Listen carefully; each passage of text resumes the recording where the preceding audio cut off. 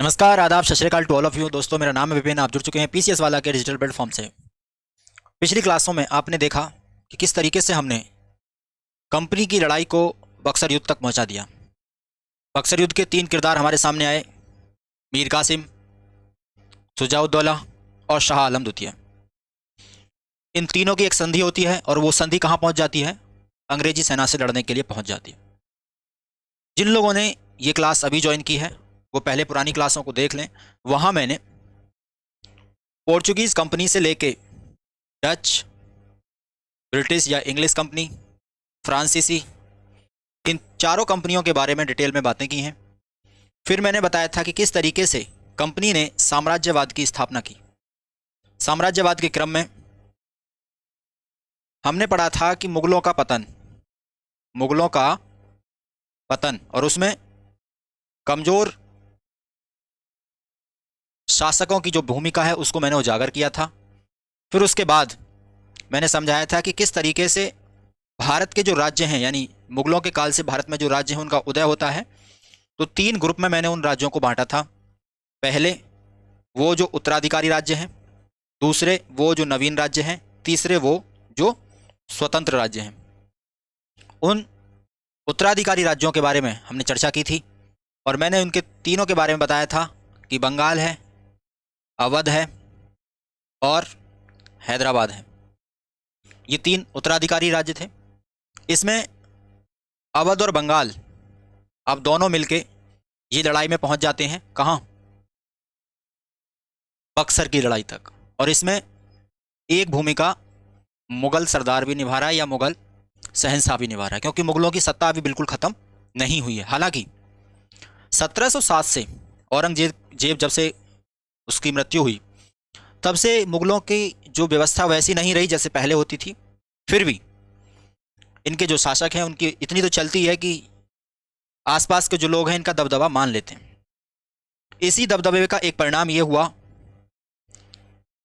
कि जब बंगाल में कंपनी अपनी ज्यादतियां कर रही थी तो प्लासी की लड़ाई के बाद जब सिराजुद्दौला को मारकर मीर जाफ़र को गद्दी पर बिठाया जाता है, मीर जाफ़र भी जब कंपनी की जो महत्वाकांक्षाएं उन्हें पूरी करने में असफल रहता है तो मीर कासिम को गद्दी पर बिठाया जाता है। लेकिन मीर कासिम गद्दी जो चाल है कंपनी की वो समझ जाता है और वो कंपनी से लड़ने के लिए एक प्लान बनाता है। और वो लड़ने के प्लान के क्रम में वो 2 अन्य शासकों से मिलता है जिनका नाम होता है अवध के जो उस समय राजा हैं और मुगल शहंशाह। दोनों से जाके मिलता है और फिर दोनों में संधि होती है कि तीनों मिलके, यानी त्रिगुट संधि जिसे हम कहेंगे, कि त्रिगुट संधि के साथ वो बक्सर की लड़ाई के लिए तैयार हो जाते हैं। बक्सर दरअसल है कहाँ वो देखते हैं। बक्सर जो मिलेगा वो आपको बिहार में मिलेगा और मैंने मैपिंग के थ्रू बताने की कोशिश की है। तो ये पूरा जो क्षेत्र है वो बक्सर को यहाँ डिटेल में मैप में दिखाया गया है। अब हम देखते हैं कि बक्सर के जो मैदान में घटना घटी उसके क्या परिणाम निकले, या जो घटना घटी उसका एक क्रम क्या था। आज हम इस लेक्चर में ये देखेंगे, बक्सर का युद्ध देखेंगे पहले हम, कि बक्सर का युद्ध, उस पर चर्चा करेंगे, उसके परिणाम पे चर्चा करेंगे। आप इसको नोट कर लेंगे अपनी कॉपी में, वैसे वैसे जैसे जैसे मैं पढ़ाऊंगा वैसे वैसे नोट करते चलेंगे। अभी हेडिंग लगा लेंगे बक्सर का युद्ध और नीचे लिखेंगे 22 अक्टूबर 1764, क्योंकि जब प्रीलिम्स का एग्जाम होता है तो कभी कभी डेट इंपॉर्टेंट हो जाती है। ऐसा नहीं है कि यही डेट आपसे पूछी जाए, लेकिन 1764 आपको याद रखना है, क्योंकि ये दरअसल हमारे इतिहास में कुछ महत्वपूर्ण डेट हैं। अभी तक महत्वपूर्ण डेट मैंने आपको क्या बताई है? जैसे मैंने आपको बताया गोवा पे कब्जा, वो एक महत्वपूर्ण डेट है, 1510। दूसरी महत्वपूर्ण डेट क्या है, और ये किसने किया था गोवा पे कब्जा? पोर्चुगीज का। दूसरी महत्वपूर्ण डेट क्या है? प्लासी की लड़ाई, प्लासी युद्ध, 23 जून 1757। फिर एक महत्वपूर्ण डेट क्या है? 22 अक्टूबर 1764, जिसे बक्सर का युद्ध भी कहते हैं। इतिहास में डेट का कोई खास महत्व नहीं है, मैं इस बात को फिर से रिपीट करता हूँ, मगर कुछ कहानियाँ, कुछ बातें कुछ ऐसी होती हैं जिनकी डेट आपको याद रहे तो बहुत अच्छा है, जिससे आपकी स्मरण शक्ति का पता चलता है। जैसे आपको आपका बर्थडे ही याद ना हो तो आपको बर्थडे की डेट याद रहती है, अपने पड़ोसी के भी याद रहती है, अपने साथी सहपाठियों की भी याद रहती है। वैसे ही इतिहास में जो महत्वपूर्ण डेट हैं वो आपको याद रखनी चाहिए, और याद रख लो तो बेहतर है, नहीं रख पाओ तो भी आपको कंसेप्ट पता होना चाहिए, आप डेट आराम से निकाल लोगे। ठीक है, चलो अब देखते हैं कि ये जो मामला है, यहां तक ये डेट इंपॉर्टेंट थी जिनके बारे में मैंने बताया। यहां अब हम पढ़ेंगे क्या, वो मैं फिर से आपको एक बार बता देता हूं आज का लेक्चर कैसे होगा। आज के लेक्चर में हम देखेंगे सबसे पहले बक्सर का युद्ध देखेंगे, तो बक्सर का युद्ध, फिर उसके बाद उसके परिणाम, फिर उसके बाद परिणाम में ही आ जाएगा इलाहाबाद की संधि, फिर उसके बाद हम देखेंगे इलाहाबाद की संधि के परिणाम, और फिर हम देखेंगे रॉबर्ट क्लाइव का महत्व क्या है, और बंगाल में किस तरीके से अकाल तक स्थिति बनी। फिर हम देखेंगे द्वैध शासन, क्या देखेंगे, द्वैध शासन। तो आज हम इस लेक्चर में इतना पढ़ेंगे। चलिए जरा शुरू कर लेते हैं। तो मैंने आपको बताया था कि दो लोग कौन कौन बताए थे मैंने आपको पिछली क्लास में, आपने क्लास को नहीं देखा है तो एक बार जाके देख लेना। तो वो दो लोग थे, एक तो अवध का नवाब कौन, शुजाउद्दौला, और मीर कासिम, दोनों मिलके जाते हैं किसके पास, शाह आलम द्वितीय के पास। और शाह आलम द्वितीय उस समय गद्दी पे बैठा हुआ था मुगलों की पे। तो इससे जाके बात करते हैं कि चचा, अंग्रेजों ने कर दिया हमला और वो अब हमारी बात सुन नहीं रहे, वो हमसे दिनों दिन हमारी पूरी जो सीमाएं हैं उन्हें हथियाते जा रहे हैं, और ऐसा ही करते रहेंगे तो ना हम बचेंगे ना आप बचेंगे। तो हम चाहते हैं कि आप इनके साथ एक बार जी जान लगा के युद्ध कर लें। बुढ़ाई थोड़ा सीधे थे, तैयार हो गए, ठीक है भाई लड़ाई कर लेते हैं, तुम दोनों कह रहे हो तो। जब घर में बच्चे कहते हैं तो बड़े बूढ़े तैयार हो जाते हैं कि ठीक है भाई ये बात है तो लड़ लेते हैं, क्योंकि अवध और बंगाल तो शाह आलम द्वितीय के लिए अभी बच्चों की तरह ही है, क्योंकि वो नवाब है मेन। तो बक्सर की जगह पे तीनों की सेना इकट्ठी हो जाती हैं। उस समय एक और महत्वपूर्ण घटना थी कि रॉबर्ट क्लाइव भारत में नहीं था उस टाइम। आप यहां देख रहे हैं ये सेना यहां इकट्ठी हुई बक्सर की जगह पे। इस सेना का मुकाबला करने के लिए अंग्रेजों ने अपनी टुकड़ी तैयार की। अंग्रेजों की तरफ से जो व्यक्ति आया वो था हेक्टर मुनरो, सेनापति बनके, क्योंकि रॉबर्ट क्लाइव 1760 में वापस चला गया था इंग्लैंड, वो भी बाद में आएगा 65 में दोबारा लौट के। तो जब वो इंग्लैंड चला गया तो यहां अब पूरी सेना को संभालने के लिए हेक्टर मुनरो था। तो हेक्टर मुनरो के नेतृत्व में सेना पहुंच जाती है बक्सर की लड़ाई लड़ने, कौन, ब्रिटिश की सेना। अब उस टाइम गवर्नर जो था बंगाल का वो था वेंसिटार्ट। तो वेंसिटार्ट ने कहा कि देखो यार, क्लाइव तो अभी है नहीं, तुम ऐसा करो मुनरो, तुम जाके इस सेना से दो हाथ करके आओ, क्योंकि तुम्हारे पास बंदूकें वगैरह सब कुछ तो साज सब सज्जा है, लड़ने का असला बारूद सब है, तो तुम भी हरा सकते हो। तो ये चले जाते हैं।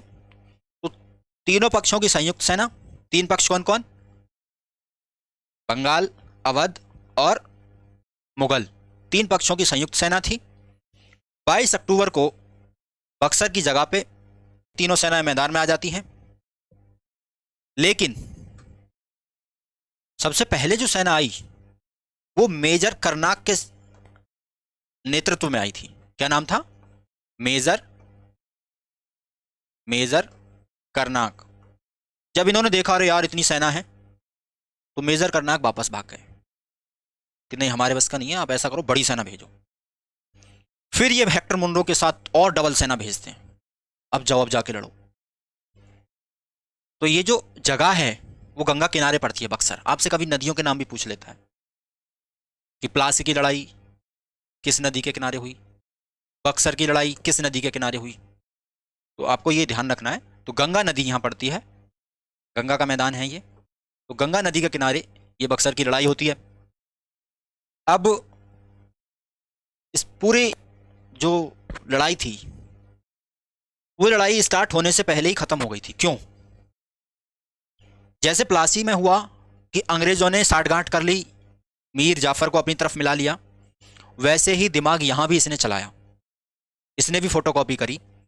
क्या करी कि युद्ध शुरू होने से पहले ही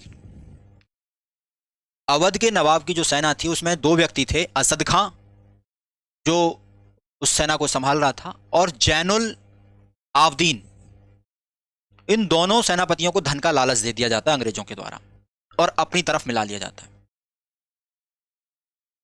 जब सेना युद्ध में लड़ रही हो और ये दिख जाए कि हाँ यार ये विरोधी दल के जो मेन सैनिक हैं वो इनके साथ मिल गए, किसके, अंग्रेजों के, तो चाचा जो थे मतलब शाह आलम द्वितीय, उनको ये बात पहले ही समझ में आ गई कि अब तो ये हारने वाले हैं। तो उन्होंने भी अपने हाथ खड़े कर दिए कि यार जब वो मिल गए इसका मतलब अंग्रेज तो अब ढंग से पीटेंगे इन्हें भी, क्योंकि एक डर भी था पहले से प्लासी की लड़ाई को लेके। फिर इससे पहले उन्होंने डचों को हराया, फिर फ्रांसीसियों को हराया। 1759 में डचों को हराया था, 1760 में फ्रांसीसियों को हराया था वांडीवास में, और बेदरा में डचों को हराया था। तो इन दोनों घटनाओं को लेकर उनके मन में यह भी चल रहा था कि अंग्रेजी सेना मजबूत है तो बेहतर है मैं इनसे पहले ही संधि कर लूं। किसने? शाह आलम द्वितीय ने। तो वो भी अंग्रेजों के दल से जाके मिल जाते हैं। कौन? शाह आलम द्वितीय। परिणाम क्या होगा? 3-4 घंटे में पूरा युद्ध खत्म हो गया। कौन सा? बक्सर का युद्ध। और कंपनी ने सारी सेना तहस नहस कर दी, क्योंकि मेन लड़ने वाली सेना किसकी थी? मीर कासिम की थी। उसको हराना उनके लिए आसान हो गया। अब देख लेते हैं उसके परिणाम क्या हुए। पहला परिणाम क्या हुआ? जैसे ही सेनाएं हारी तो तीनों जो राजा थे, तीनों राजा कौन कौन, चाहे अवध का हो, बंगाल का हो या नवाब हो, मुगल नवाब उस टाइम का, तीनों कठपुतली बन के रह गए किसकी? ब्रिटिश कंपनी की। क्योंकि जब कोई इंसान हार जाता है तो वो दूसरे की शरणागत हो जाता है। फिर उस टाइम जब ये युद्ध हो रहा था, उस टाइम क्लाइव तो यहां था नहीं, रॉबर्ट क्लाइव। उसको फिर फोन करके बुलाया गया। उस टाइम फोन तो थे ही नहीं, तार भेजा गया। तो 1764 में ये युद्ध हुआ था और 65 में वो इंडिया आता है, भारत। कौन? Robert Clive. जब ये भारत आया तो उस टाइम क्योंकि मीर कासिम को तो इन्होंने 63 में हटा दिया था, उसकी जगह पे अभी मीर जाफर ही काम कर रहा था। तो इसने यहां देखा कि यार मीर जाफर तो खत्म है, इससे तो संधि करने कोई फायदा ही नहीं है, एक तो जीरो शासक है। यहां संधि दो लोगों से की जा सकती है। पहली अवध के नवाब से, दूसरी मुगल नवाब से या मुगल शासक से। तो सुजाउद्दौला और शाह आलम द्वितीय, इन दोनों से संधि की जा सकती है। मीर जाफर में तो इतना बल है नहीं कि वो मुझे टक्कर दे सके। और मीर कासिम तो यहाँ से भाग गया, युद्ध से भाग गया था मीर कासिम। फिर उसके बाद कई साल बाद वो दिल्ली के आसपास अपना ऐसे ही बेहाल अवस्था में वो मरा हुआ पाया गया।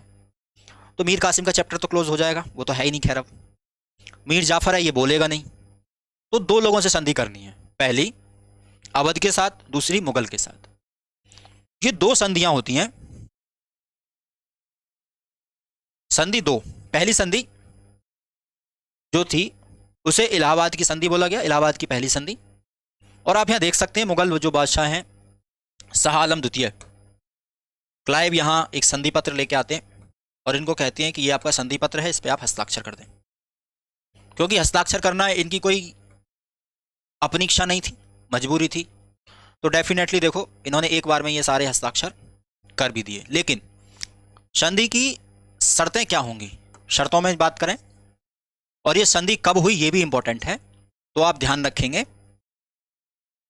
पहली डेट अगस्त 1765, और दूसरी वाली संधि कब होती है उसे हम अभी आगे देखेंगे। लेकिन ये 12 अगस्त है और वो इसके 4 दिन बाद होगी 16 अगस्त को। इस संधि की क्या शर्तें रही पहले वो देख लेते हैं। तो जब रॉबर्ट क्लाइव ने इनसे कहा कि आपको ब्रिटिश कंपनी कुछ ज्ञापन सौंपना चाह रही है, कुछ मेमोरेंडम है कंपनी का, आप ये देखिए। वो क्या था? पहला था कि बंगाल, बिहार और उड़ीसा की जो दीवानी है वो कंपनी को प्राप्त हो गई। किसने दे दी? शाह आलम द्वितीय ने।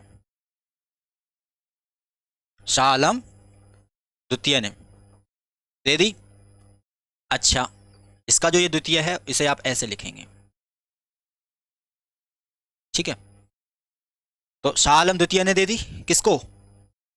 बंगाल, बिहार, उड़ीसा की दीवानी। ये पहले आप मैप में देख लो, ये क्षेत्र है, इसको उत्तरी सरकार भी बोला जाता है। तो कंपनी जब आएगी तो उसे ये पूरा क्षेत्र मिल गया, यानी कोस्टल एरिया, ये पूरा बंगाल। कंपनी की स्थिति मजबूत होगी कि नहीं होगी? प्लासी वो पहले जीत चुके हैं, बक्सर अब आ गया, तो पूरा जो क्षेत्र है कंपनी के नियंत्रण में आ गया। ये इधर उर्वरा वाला क्षेत्र भी आ गया और इधर कोस्टल एरिया भी आ गया, ठीक है। ये फायदा किसको हो रहा है? कंपनी को। तो पहली वाली कड़ी जिसमें कहा गया, क्या कहा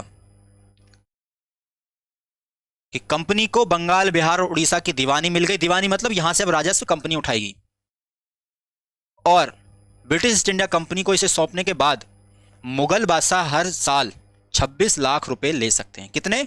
मात्र 26 लाख रुपए। क्या आपको लगता है कि यहां से सिर्फ 26 लाख ही रुपए में आता होगा राजस्व? यहां से बहुत राजस्व आता था। उसके बाद कंपनी ने अवध के नवाब, किससे? कंपनी ने अवध के नवाब से इलाहाबाद और कड़ा का क्षेत्र छीनकर मुगल बादशाह को दे दिया। इलाहाबाद और कड़ा का क्षेत्र मुगल बादशाह को क्यों दिया? क्योंकि उन्होंने इसे, ये जो उत्तरी सरकार वाला जो क्षेत्र था वो कंपनी को दे दिया था, तो इसलिए इलाहाबाद और कड़ा का क्षेत्र मुगल बादशाह को मिल गया। शाह आलम द्वितीय ने ले लिया ये। फिर जो मीर कासिम था उसे हटा के मीर जाफर आया था, और मीर जाफर के बस का अब कुछ था नहीं, तो मीर जाफर का ही बेटा था जिसका नाम था नज्म उद्दौला। क्या नाम था? नज्म उद्दौला। इसे गद्दी पर बिठाया जाता है, और इसको जो मुगल सम्राट है शाह आलम द्वितीय, वो भी स्वीकार कर लेता है कि ठीक है, इसको ही हम बंगाल का नवाब मान लेते हैं, क्योंकि दरअसल वो कुछ नवाब ववाब है नहीं, काम तो कंपनी को ही करना है। यहां तक क्लियर है बात? पहली संधि कि इलाहाबाद और कड़ा अवध के नवाब से छीन के किसको दे दिए? मुगल को दे दिए। दूसरा, मुगलों ने उड़ीसा, बंगाल और बिहार की जो दीवानी अधिकार हैं वो अंग्रेजों को दे दिए, और मुगलों ने उत्तरी सरकार वाला जो क्षेत्र है वो भी कंपनी को दे दिया। कंपनी सिर्फ मुगलों को 26 लाख रुपए सालाना देगी। क्लियर? इतनी सी संधि है। अब देखते हैं हम इलाहाबाद की दूसरी संधि। दूसरी संधि जैसा मैंने बताया कि 16 अगस्त को यह संधि शुरू हुई। कितने अगस्त को? 4 दिन बाद, पहली संधि के 4 दिन बाद इलाहाबाद की दूसरी संधि होती है 16 अगस्त 1565। क्या थी ये संधि की शर्तें, उन्हें जान लेते हैं, और ये किससे हुई। पहली बात, संधि की शर्तें मेन 4 शर्तें रखी गई, और अवध के नवाब के साथ यानी शुजा-उद-दौला के साथ ये शर्तें हुई। तो अवध के नवाब शुजा-उद-दौला के साथ क्या हुई शर्त? वो हुई कि इलाहाबाद और कड़ा का क्षेत्र, इलाहाबाद यूपी में पड़ता है और उसी के आसपास कड़ा का क्षेत्र है, तो वो मुगल बादशाह को आप सौंप देना। कौन देगा? अवध का नवाब देगा मुगलों को। क्यों दे रहा है? क्योंकि मुगलों ने उन्हें उत्तरी सरकार वाला क्षेत्र दे दिया। किसे? कंपनी को, ब्रिटिश ईस्ट इंडिया कंपनी को। दूसरा, अवध के क्षेत्र में मुक्त व्यापार की नीति, यानी अवध का पूरा जो क्षेत्र है उसमें कंपनी अब मुक्त व्यापार कर सकती है, उस पर कोई टैक्स लिया नहीं जाएगा। देखो धीरे धीरे कितना फायदा कंपनी अपने आप को पहुंचा रही है। नेक्स्ट, यानी तीसरा, कि जो तुमने युद्ध लड़ा है, तुमसे तो हमारी कोई बात ही नहीं थी, हमारी लड़ाई तो बंगाल से चल रही थी, तुम युद्ध में क्यों कूदे थे? अवध वाले से पूछा रॉबर्ट क्लाइव ने, भाई लड़ाई तुमसे तो थी नहीं, तुम युद्ध में क्यों कूदे थे? बंगाल से लड़ाई चल रही थी, बंगाल चलने देते। जब तुम युद्ध में कूदे हो तो इससे हमारा नुकसान हुआ, और वो हुआ है 50 लाख रुपए का, और वो तुम्हें भरने होंगे अवध को। अब ये राशि आप 2 किस्तों में हमें पेमेंट कर देना,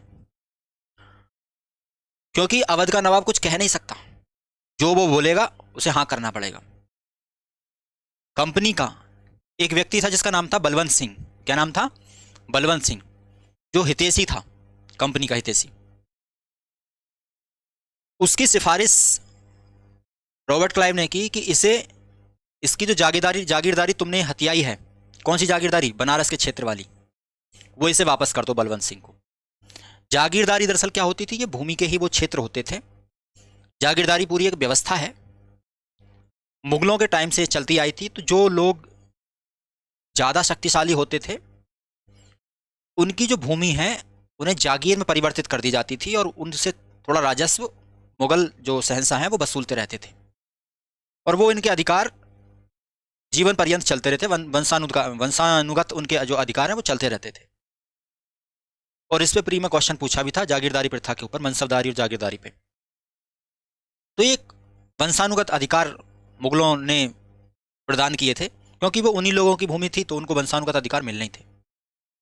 हालांकि इस जागीरदारी को बदला जा सकता था, क्योंकि यदि मुगल सम्राट चाहे तो उस जागीरदारी को खुद बदल सकता है, लेकिन वैसे ये क्रम में हस्तांतरित एक से दूसरे वंशज को ही होती थी। तो हम कहाँ थे? हम थे जागीरदारी पे। और जागीरदारी किसे मिली? बलवंत सिंह को मिल जाती है। तो शुजाउद्दौला कह देता ठीक है भाई, जो जो आप बोल रहे हो मैं सारी शर्तें मान लेता हूं।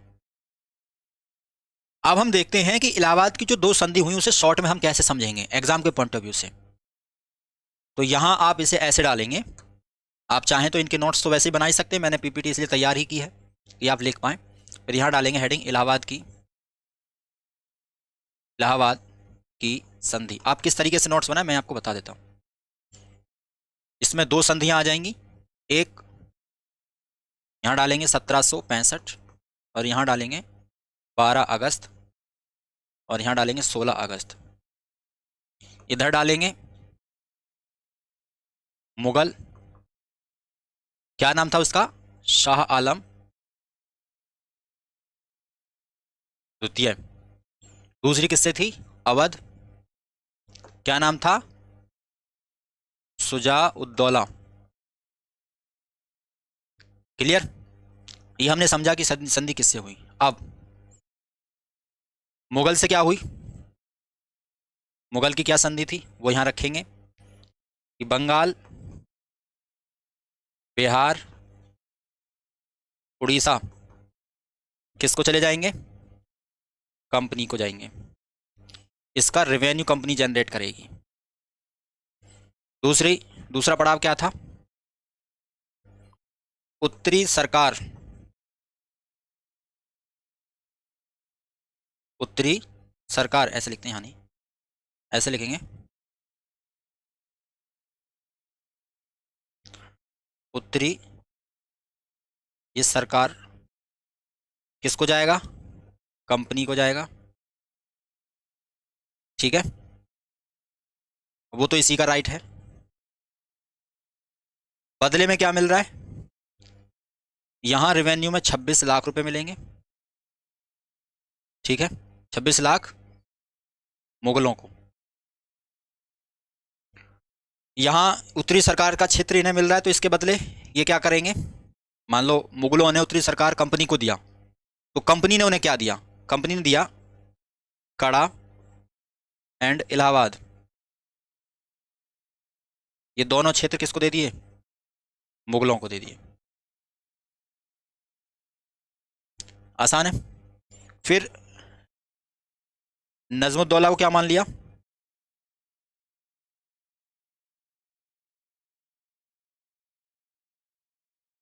नज्म उद दौला, इसे क्या माना? बंगाल नवाब। क्लियर? ये हो गए मुगल के साथ। अब इस संधि को हम ये नोट कर लेंगे, इस तरीके छोटी संधि हो जाएगी। इसे हम किसके साथ लें? अब अवध के साथ। तो अवध के साथ कैसे लिखेंगे? उसको भी हम शॉर्ट में लिख सकते हैं। अब यहां अवध डालेंगे। अवध के साथ क्या संधि है? अवध का तो नुकसान ही नुकसान है, फायदा कुछ नहीं है अवध को। कड़ा और इलाहाबाद गए, अभी बताया था किसको? मुगलों को। फिर 50 लाख जुर्माना लगा, वो अलग। ठीक है, वो किसको गया? कंपनी को। ठीक, और क्या? बनारस की जागीरदारी गई, जागीरदारी भी गई। ये नुकसान अवध को हुआ। फायदे में फिर भी मुगल रहा, मुगल जो शहंशाह है शाह आलम द्वितीय, वो फिर भी फायदे में था।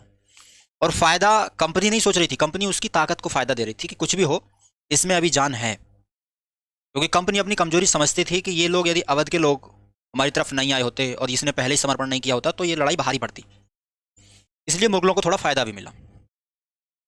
तो इस तरीके से हम दोनों संधि समझ गए। अब आगे चलें, फिर आगे देखते हैं हम इलाहाबाद की संधियों के क्या परिणाम हुए। पहला परिणाम कि अंग्रेजों को अब भारत में व्यापार करने के लिए ब्रिटेन से जो राशि लानी पड़ती थी कीमती धातु के रूप में, जो मैंने आपको पहली क्लास में आपको बताता जा रहा हूं कि साम्राज्यवाद तक कंपनी कैसे बढ़ना चाहती है, उसका एक महत्वपूर्ण पड़ाव यह है कि अब तक जो राशि हमें लानी पड़ती थी ब्रिटेन से अपने कीमती धातु के रूप में, वो अब लानी नहीं पड़ेगी, क्योंकि एक तो मुक्त व्यापार की स्थिति मिल गई, पूरे अवध में मुक्त व्यापार होगा। दूसरा, हरजाना 50 लाख रुपए मिला है। तीसरा, हम जो रेवेन्यू यहां से जनरेट करेंगे, यानी यहां से जो राजस्व वसूलेंगे, उसमें से मात्र 26 लाख रुपए ही मुगलों को देना है, यानी छोटी सी राशि ही मुगलों को देनी है। तो इससे कंपनी अब अपने यहां से धन ना लाके यहीं से धन को अर्जित करेगी, मतलब रेवेन्यू जनरेट करेगी, और उसी से यहाँ का कच्चा माल खरीदेगी, और वो कच्चा माल अपने यहाँ ब्रिटिश कंपनियों को, जो ब्रिटेन में कंपनियां हैं, उन्हें महंगे दामों में बेचेगी। फिर वो कंपनियां वहां से उस कच्चे माल को तैयार करेंगी और वो तैयार माल भारत में लाके फिर दोबारा बेचा जाएगा। ये साम्राज्यवाद की नीति के अंतर्गत ही आता है और यही कंपनी की नीति चल रही है।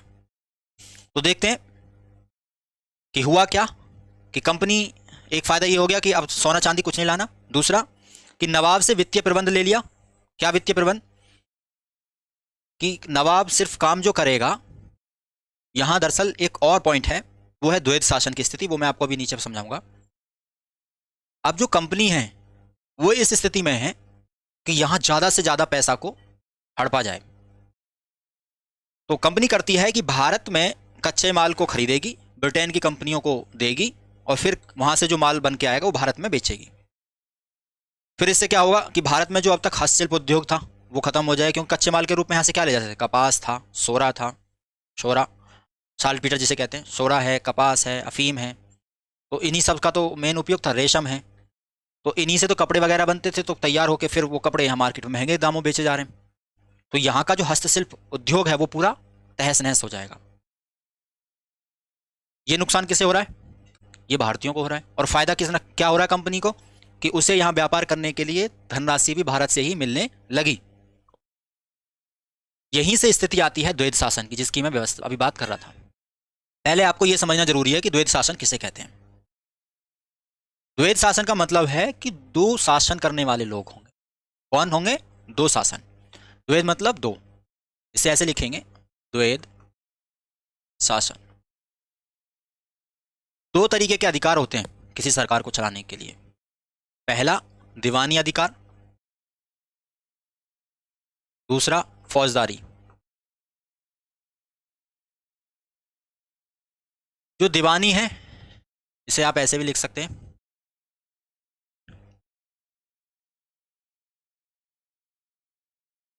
दीवानी, ये होता है करेक्ट वर्ड, दीवानी अधिकार। तो ये होते हैं रेवेन्यू को, प्रशासन वगैरह देखने के लिए रेवेन्यू अपने पास रखना। और ये फौजदारी होता है कि न्यायिक शक्तियां वगैरह अपने पास रखना, तो वो फौजदारी अधिकार होते हैं।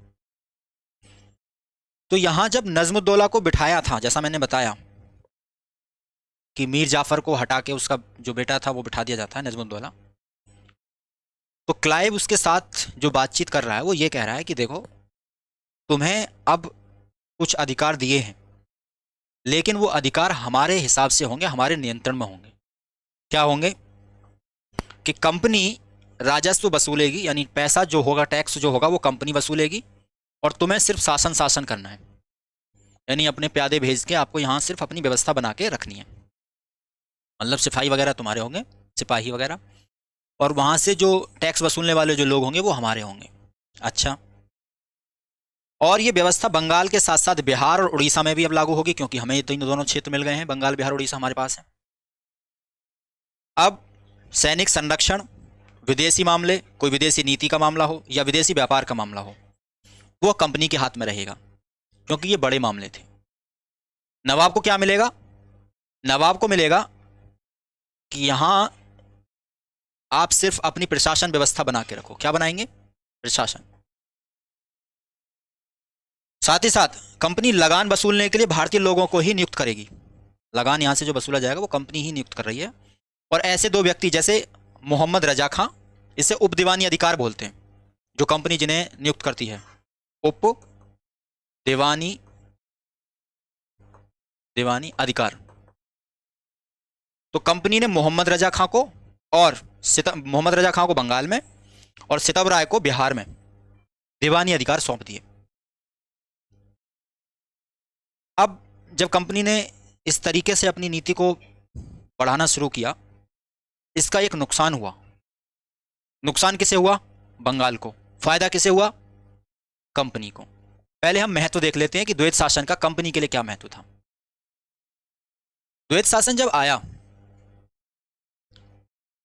तो कंपनी जब भारत में आई थी तो बंगाल एक बड़ा क्षेत्र था भाई। बंगाल, बिहार, उड़ीसा, ये पूरा क्षेत्र जब मिलेगा तो कितना बड़ा क्षेत्र है। तो इस पूरे क्षेत्र पर एक साथ नियंत्रण करना कंपनी के बस की बात नहीं थी, ना ही उतने जो हमारा कंपनी के पास प्रशासनिक अधिकारी थे। तो क्लाइव ने इसलिए ये चालाकी भरा दिमाग चलाया था कि ये यहाँ का जो प्रशासन है यहीं के लोगों को दे दो, उन पर नियंत्रण हम कर लेंगे, पैसे की बात हमारे हाथ में रहेगी। तो पूरे प्रांत का जो शासन है उसका प्रबंधन करना कंपनी के लिए बहुत खर्चे की भी बात थी और संसाधन भी नहीं थे। दूसरा नुकसान क्या हुआ? नुकसान हुआ बंगाल को, क्योंकि यहां उत्तरदायित्व बहुत ज़्यादा दिया गया, यानी रेस्पॉन्सिबिलिटी तो थी लेकिन राइट नहीं थे।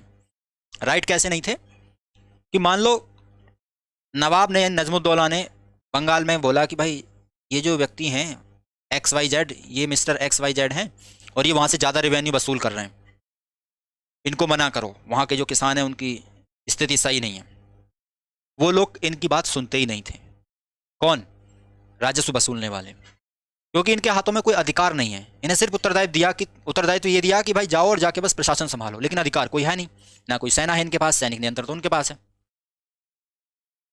तो बिना अधिकार के उत्तरदायित्व देना खोखलाई होता है, वही हुआ। और नुकसान ये हुआ कि बंगाल में अव्यवस्था फैलने लगी। कंपनी के व्यापारी और कंपनी के अधिकारी दोनों बंगाल में लूट करने लगे। सबसे ज़्यादा जो बोली लगा उसको ज़मीन ठेके पे दे दी जाए, और ज़मीन की जो प्रबंधन है उस पर कोई ध्यान नहीं देना।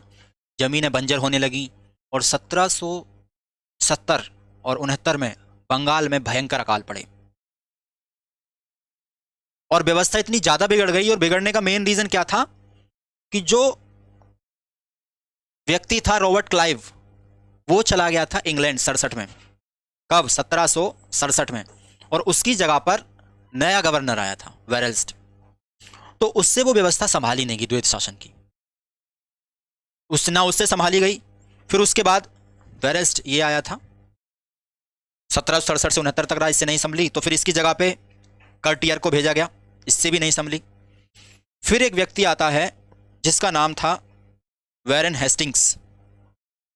वैरन हेस्टिंग्स इस व्यवस्था को संभालेगा आगे, क्योंकि अकाल बहुत ज़्यादा पड़ रहे थे। तो इन अकाल की स्थिति में 1772 में वॉरेन हेस्टिंग्स ने इस व्यवस्था को समाप्त कर दिया। द्वैत शासन व्यवस्था बंगाल में नहीं रहेगी। आज का जो लास्ट टॉपिक है वो है अब हमारा रॉबर्ट क्लाइव, क्योंकि ये एक हीरो है। हीरो क्यों? कंपनी के लिए हीरो है, क्योंकि कंपनी की भारत में स्थापना के लिए मेन उत्तरदायित्व रॉबर्ट क्लाइव है, या संस्थापक भी कह सकते हैं इसे हम। भारत में ब्रिटिश शासन का संस्थापक भी रॉबर्ट क्लाइव को कहा जाता है। भारत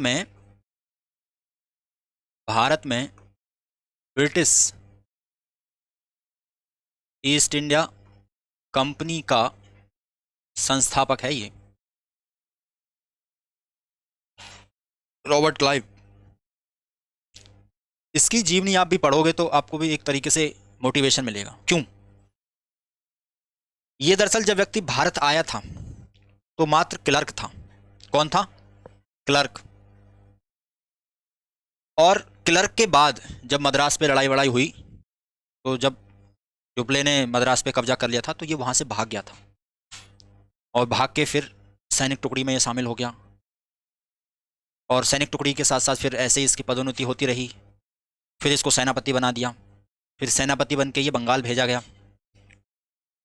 फिर इसे 1757 में, जब इसने कई बार इसने युद्ध भी जिताए थे, तो क्योंकि कर्नाटक वॉर में इसकी महत्वपूर्ण भूमिका थी, तो फिर इसे 1757 बंगाल का गवर्नर बना दिया था। 1757 से 1760 तक ये व्यक्ति वहाँ गवर्नर रहा बंगाल में पहली बार।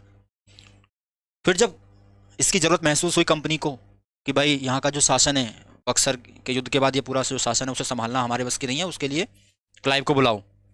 तो 65 में इसको फिर बुलाया जाता है बक्सर युद्ध के बाद, फिर गवर्नर बनाया जाता है, और यही वो व्यक्ति है जो द्वैध शासन व्यवस्था लेके आता है। बंगाल में द्वैध शासन व्यवस्था लाने वाला व्यक्ति कौन है? Robert Clive. क्लाइव के और भी काम है, जैसे इसने क्या किया था कि जो बंगाल में जो सैनिक थे, जो सेना में काम कर रहे थे, तो जो सैनिक बंगाल के बाहर काम करते थे, जो बंगाली सैनिक हैं और बंगाल के बाहर काम करते हैं, उनको डबल भत्ता दिया जाएगा। कैसा भत्ता? डबल भत्ता दिया जाएगा। लेकिन इस पर फिर आपत्ति उठाई जाने लगी कि जो मुंगेर और इलाहाबाद में काम करने वाले जो सैनिक थे, इलाहाबाद में मुंगेर के जो सैनिक थे, उन्होंने इस पर आपत्ति उठाई और एक विद्रोह कर दिया, और इसी को हम श्वेत विद्रोह के नाम से जानते हैं। क्या कर दिया? श्वेत विद्रोह कर दिया। तो इसके टाइम में श्वेत विद्रोह भी हुआ था जो सैनिकों ने किया था। दूसरा, इसने एक काम और भी किया था कि जो लोग कंपनी में व्यापार कर रहे थे, यानी जो निजी व्यापार करते थे कंपनी के अधिकारी, उन पे भी अब कर लगेगा। मतलब एक निजी कर या ये कहें कि निजी व्यापार पर प्रतिबंध होगा। अब कोई निजी व्यापार नहीं करेगा, यानी कंपनी का कोई भी व्यापारी, जो कंपनी का अधिकारी है, वो व्यापार नहीं करेगा यहाँ से, क्योंकि भ्रष्टाचार बहुत ज़्यादा बढ़ गया था कंपनी में। दूसरा, आंतरिक कर लगेगा। क्या आंतरिक कर का मतलब क्या है? आंतरिक कर का मतलब ये था कि जो पैसा आप यहाँ से कमाओगे उस पर भी आपको कंपनी को टैक्स देना पड़ेगा, क्योंकि कंपनी घाटे में जा रही थी और यहाँ के जो प्रशासक है, यहाँ के जो काम करने वाले हैं, वो जो अधिकारी हैं, वो मालामाल हुए जा रहे थे। तो इसके लिए इसने क्या किया? एक सोसाइटी ऑफ ट्रेड लेके आया। क्या नाम था इसका? Society of trade. ये क्या था? कुछ वस्तुएं हैं जैसे नमक है, सुपारी है और तंबाकू है, इनसे जो टैक्स आएगा, क्या टैक्स, वो कंपनी के अधिकारियों में यहाँ बांटा जाएगा, सबको मिलेगा। ठीक है, केक कटेगा तो सब में बटेगा, लेकिन सिर्फ 3 चीज़ का, नमक, सुपारी और तंबाकू का, वो कंपनी के अधिकारियों में बांट दिया जाएगा, और जो फायदा तुम्हें मिलेगा उस पर तुम्हारा टैक्स कट जाएगा। तो इसने क्या क्या किया? निजी व्यापार को खत्म किया, आंतरिक कर लगाया और सोसाइटी ऑफ ट्रेड की स्थापना करी। इसी के टाइम पे श्वेत विद्रोह होता है। तो ये प्रमुख जो इसके रिफॉर्म है वो बंगाल में रहे, और द्वैध शासन भी ये लेके आया। कौन? Robert Clive. अब कोई कितना भी भला कर ले, भला तो होने वाला है नहीं। जब ये यहाँ से गया तो संसद में इस पे षड्यंत्र के आरोप लगे, इस पे भ्रष्टाचार के आरोप लगे, और ये व्यक्ति हालांकि इन सारे आरोपों से मुक्त तो हो गया, लेकिन इसने लास्ट में जाके अपनी आत्महत्या कर लेता है वो। तो जब ये शासन यहाँ चल रहा था, इसको कोई ज़्यादा अच्छा शासन भी नहीं कह सकते। कार्नवालिस आएगा तो वो कहता है कि जो कंपनी का जो शासन है 1765 से लेके और 70 का जो शासन है, उससे बुरा शासन मैंने पूरी दुनिया में नहीं देखा। किसी भी कंपनी का, ऐसी पूरे के पूरे संसार में इतना बुरा शासन किसी कंपनी का नहीं था जितना ब्रिटिश ईस्ट इंडिया कंपनी का बंगाल में बुरा था। ऐसे ही के.एम. पणिकर ने तरीके से बोला था कि 1765 से 1762 का जो टाइम है, उसमें कंपनी ने बंगाल में डाकुओं का राज्य स्थापित कर दिया था। तो कोई शासन कोई अच्छा नहीं था, लेकिन जो हमने पढ़ा है उसे हम एक बार रिवाइज कर लेते हैं। हमने सबसे पहले पढ़ा कि बंगाल, सबसे पहले हमने देखा बक्सर का युद्ध, बक्सर के युद्ध के परिणाम इलाहाबाद की संधि हमने देखी, और इलाहाबाद की संधि से हमने द्वैध शासन देखा, या डायआर्की इसे हम कहते हैं, डायआर्की भी बोलते हैं द्वैध शासन को। फिर हमने देखा द्वैध शासन के क्या परिणाम हुए, उसके क्या फायदे क्या नुकसान हुए, किसको फायदा किसको नुकसान हुआ, और हमने देखा रॉबर्ट क्लाइव को। अब हमें समझना होगा कि इस पूरे घटनाक्रम का ब्रिटिश कंपनी को क्या फायदा हुआ, साम्राज्यवाद में किस तरीके से इसने उन्हें लाभ पहुंचाया, किसको? ब्रिटिश कंपनी को। तो मेंस का एक क्वेश्चन आया था कि रॉबर्ट क्लाइव ने बंगाल में वो चाबी प्राप्त कर ली जिसे डुप्ले मद्रास में खोज रहा था। इसका मतलब क्या है? ये मेंस का क्वेश्चन है कि जिस चाबी को डुप्ले मद्रास में खोज रहा था, उसे रॉबर्ट क्लाइव ने बंगाल में खोजा भी और प्राप्त भी कर लिया। उसका मतलब ये है कि जो बंगाल जो प्रांत है वो सबसे ज्यादा रेवेन्यू जनरेट करने वाला था। बंगाल पे नियंत्रण होने का मतलब था व्यापार को उच्च स्थिति तक लेके जाना। फिर दक्षिण पूर्व एशिया यहां से केंद्रित नियंत्रण में आता है। साथ ही साथ बंगाल में जो डच थे, फ्रांसीसी थे, उन सबको भी मार के भगाने के बाद उनकी कंपनियां भी अंग्रेजों ने हथिया ली, उनका भी व्यापार अंग्रेजों ने ले लिया। और यहाँ से जो कच्चे जो माल है उसको यहाँ से निर्यात करके ब्रिटेन भेजा गया, फिर वहाँ से यहाँ तैयार माल भारत में ला के बेचा गया। तो इससे कंपनी को बहुत ज़्यादा फायदा हुआ और कंपनी का साम्राज्यवाद इससे विस्तारित हुआ। इसलिए और साथ ही साथ जो राजनीतिक नियंत्रण डुप्ले चाहता था मद्रास पे कब्जा करके, वो कब्जा बंगाल पे रॉबर्ट क्लाइव ने किया था। तो इस तरीके से ये मेंस क्वेश्चन आप यहाँ टैकल कर सकते हैं। द्वैत शासन पे कोई क्वेश्चन बनता है तो आप आसानी से आंसर दे सकते हैं कि इससे कंपनी को ही फायदा हुआ हर तरीके से। यहाँ से मेंस का एक क्वेश्चन और भी बनता है, और वो क्या है कि बक्सर की लड़ाई ने, लिख लेंगे इसको, क्वेश्चन को नोट करेंगे, बक्सर की लड़ाई ने यह निर्धारित नहीं किया कि भारत पर शासन कौन करेगा, बल्कि यह निर्धारित कर दिया कि भारत पर कौन शासन नहीं करेगा। मतलब बक्सर की लड़ाई ने ये तो निर्धारित कर दिया कि भारत पर शासन कौन नहीं करेगा, और उसका रीज़न क्या है? उसका रीज़न है कि ब्रिटिश अब जब 1765 में खड़े हैं, 1764-65 में, तो बेदरा में वो इससे पहले डचों को हरा चुके हैं, वॉन्डीवर्स में फ्रांसीसियों को हरा चुके हैं। उधर जो मराठी एक उभरती शक्ति थे उन्हें अहमद शाह अब्दाली पानीपत के तीसरे युद्ध में दबा चुका है, और जो मैसूर या ये कहें कि जो हैदराबाद का राज्य है उससे पहले ही ब्रिटिश अपने नियंत्रण में ले चुके। तो सारा खेल बंगाल, मुगल, हैदराबाद, सबका जो खेल है वो एक ही हाथ में है, वो है ब्रिटिश। तो इन्होंने सबको दबा दिया और ये सब पे एक तरीके से ये कह सकते हैं अंकुश लगा दिया कि भारत पे इन सारी शक्तियों में से तो कोई शासन नहीं करने वाला है।